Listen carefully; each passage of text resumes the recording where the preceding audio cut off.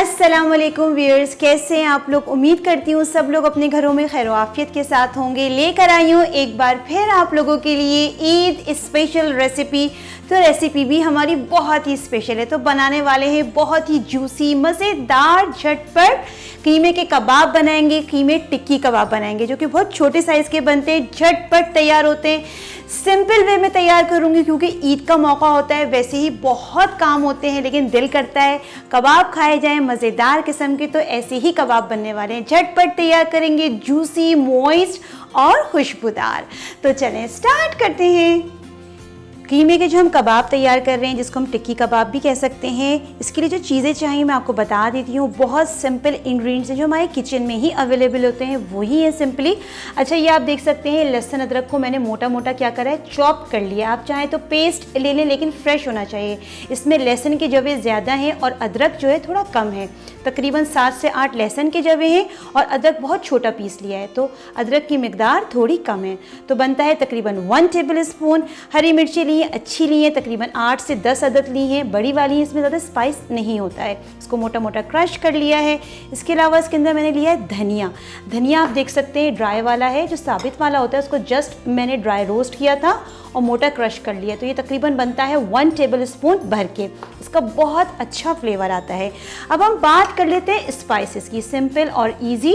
इसमें देखिए मैंने ज़ीरा लिया है 1 टेबल स्पून भर के, चाट मसाला लिया है 1 टीस्पून, अनारदाना ज़रूर डालेंगे फ्लेवर को इन्हांस करने के लिए 1 टीस्पून, कुटी हुई मिर्चें हैं 1/2 टीस्पून, इसके अंदर अजवाइन जो बहुत अच्छा फ्लेवर देती है 1/4 टीस्पून है, नमक जाएगा 1 टीस्पून, पिसी हुई मिर्चें हैं 1/2 टीस्पून और इसके अलावा इसके अंदर जा रहा है गरम मसाला 1 टीस्पून। तो बैलेंस रख रहे हैं, 3 तरह की मिर्चें हैं, कुटी हुई, पिसी हुई और हरी वाली। तो यही स्पाइसेस जाएंगे। इसके अलावा इसके अंदर मैंने आटा लिया है, सिंपल वही आटा है जिससे हम घर के अंदर रोटी बनाते हैं। ये गंदम का आटा है, इसकी जगह आप बेसन भी यूज़ कर सकते हैं। इसको हम इस्तेमाल करेंगे हस्बे ज़रूरत। हरा धनिया जाएगा 1 बंच लिया है, 2 लेमन लिए हैं।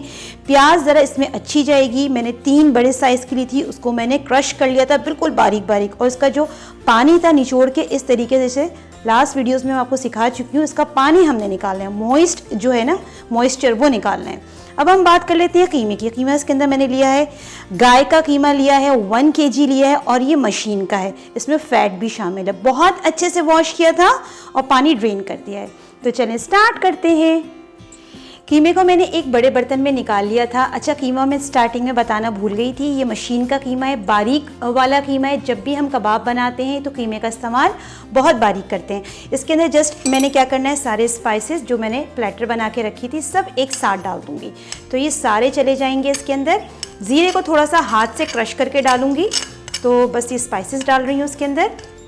सारे स्पाइसेस मैंने इसके अंदर डाल दिए हैं। अब जो ज़ीरा रह गया था उसको सिंपली क्या करूँगी, हाथ में लूँगी और थोड़ा सा मैंने क्या करना है, इसको क्रश करके डालना है।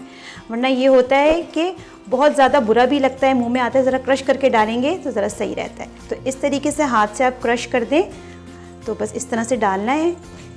ज़ीरा मैंने इसके अंदर डाल दिया है, देखें इस तरह से फ़ाइन थोड़ा सा पाउडर बन जाता है। साथ में चला जाएगा रोस्टेड हमारा धनिया, साबित वाला धनिया ड्राई रोस्ट किया था, इसको भी देखें मैंने इस तरह से क्रश कर लिया था। आप चाहें तो मशीन में कर लें, हाथ से थोड़ा सा कर लें, थोड़ा दरदरा कर लिया था। इसका बहुत अच्छा फ्लेवर आता है धनिए का। तो ये भी चला गया इसके अंदर। साथ में डाल रही हूँ लहसुन अदरक, ये दोनों चला जाएगा। लहसुन का रेशो ज़्यादा है, अदरक का रेशो थोड़ा कम है, जैसे स्टार्टिंग में बताया था। साथ में चली जाएंगी हरी मिर्चें, ये भी चली जाएंगी इसके अंदर। अब मैं इसमें डाल रही हूँ प्याज। प्याज आप देखें कितनी आपको ड्राई लग रही होगी, बिल्कुल भी इसके अंदर पानी नहीं है। मैंने इसका जो पानी था वो सब निकाल दिया है। तो प्याज देखिए कितनी बारीक कटी हुई, काटने के बाद इसका सारा पानी आपने निचोड़ के लाजमी निकालना है। तो प्याज की क्वांटिटी थोड़ी अच्छी जाएगी इसके अंदर। अब मैं डाल रही हूँ इसके अंदर हरा धनिया। हरा धनिया भी चला जाएगा बारीक कटा हुआ। हरा धनिया डालने के बाद अब इसके अंदर मैं लेमन स्क्वीज़ करूँगी, इसका बहुत अच्छा फ्लेवर आता है। तो जूसी होनी चाहिए लेमन, लेमन लाजमी जाएगा। अगर आपके पास लेमन नहीं है तो आप उसकी जगह 1 टेबल स्पून सिरका ज़रूर डालें, थोड़ा इससे अच्छा फ्लेवर आता है। तो लेमन स्क्वीज़ कर देंगे इसके अंदर। लेमन मैंने इसके अंदर डाल दिए, स्क्वीज़ कर दिए अच्छे से। अच्छा, अब लास्ट में इसके अंदर जाएगा जो मैंने आपको बताया था आटा। तो इसमें हम डालेंगे आटा। अच्छा, ये वही आटा है जो हम घर में रोटी बनाते हैं, गेहूं का आटा, कोई भी सफ़ेद आटा जो भी हो आपके पास अवेलेबल हो आप वो डालें। इसकी जगह आप बेसन भी डाल सकते हैं, इसकी जगह आप बाजरे का आटा भी डाल सकते हैं। तो मैं आटा इस्तेमाल कर रही हूँ, हस्बे ज़रूरत डालेंगे, ये इसलिए डाल रहे हैं बाइंडिंग के लिए। पहले इसके अंदर मैं डालूँगी तकरीबन 3 टेबलस्पून डाल के पहले चेक करूँगी, हाथ से मिक्स करके देखूँगी, अगर ज़रूरत होगी तो हम और भी डाल सकते हैं। पहले जस्ट हमने क्या करना है, इसको मिक्स करके देखना है। आटा डाल के मैंने इसको मिक्स किया है, लेकिन अभी मुझे लग रहा है कि इसके अंदर बाइंडिंग नहीं आई है। तो हमने क्या करना है, इसके अंदर जो रिमेनिंग आटा रह गया है तकरीबन 2 टेबलस्पून के करीब और है, ये सारा डाल देंगे। इसीलिए मैंने स्टार्टिंग में कहा था कि हस्बे ज़रूरत इस्तेमाल करना है। तो बस ये डाल के इसको अच्छे से मैंने मिक्स करना है। मिक्सिंग मैंने बहुत अच्छे से कर ली है। अच्छा, अब इसके अंदर मैं क्या करूँगी, इसके फ्लेवर को इन्हांस करने के लिए, इसको मॉइस्ट मज़ीद और जूसी करने के लिए हम क्या करेंगे, इसके अंदर ऑयल डालेंगे।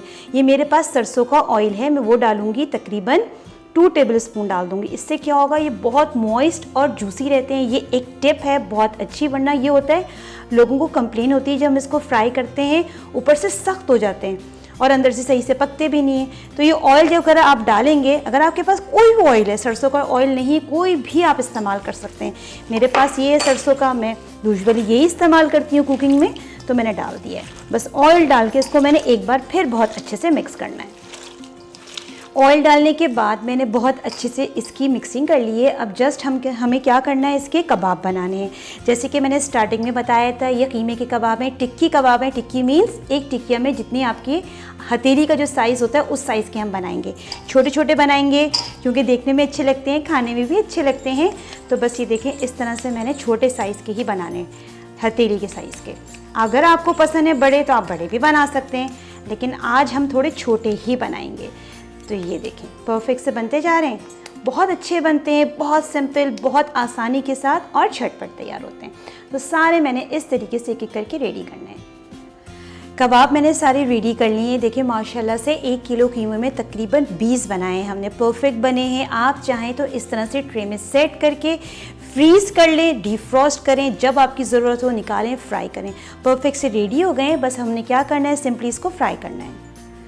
चूल्हे पे मैंने एक पैन रख दिया था, ऑयल मैंने इसमें डाल दिया है। बहुत डीप फ्राई नहीं करना, ना बहुत ज़्यादा शैलो है। देखिए इस तरह का ऑयल होना चाहिए। ऑयल अच्छे से हम गरम कर लेंगे। अच्छा, जो कबाब हमने बना के रखे थे, फ्लेम इस वक्त मीडियम टू लो है। आँच का बहुत ध्यान रखा है, क्योंकि इसलिए कि इसके अंदर जो हम कबाब डाल रहे हैं वो कच्चे कीमे के, अच्छे से सिकने चाहिए, पकने चाहिए। बिस्मिल्लाहिर्रहमानिर्रहीम।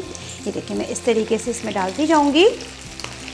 कबाब मैंने डाल दिए जितनी गुंजाइश थी। अब हम क्या करेंगे, इसको तकरीबन 2 से 3 मिनट के लिए अच्छे से फ्राई करेंगे। अभी इसको बिल्कुल नहीं छेड़ना है हमें। कबाब हमारे एक तरफ से फ्राई हो गए हैं। अब हम इसको टर्न करके देख लेते हैं। देखिए माशाल्लाह से एक अच्छा सा कलर आ गया है। अच्छा, कच्चे कीमे के जब हम कबाब बनाते हैं तो इसका जो शेप होता है वो इवन नहीं होता है, तो थोड़ा सा इस तरह से इसके एजेस जो होते हैं बहुत ज़्यादा क्लियर नहीं होते हैं। सिंपली देखें, खूबसूरत सा कलर आ गया ना, तो बस यही कलर चाहिए था। दूसरी तरफ से भी इसी तरीके से मैं फ्राई कर लूँगी।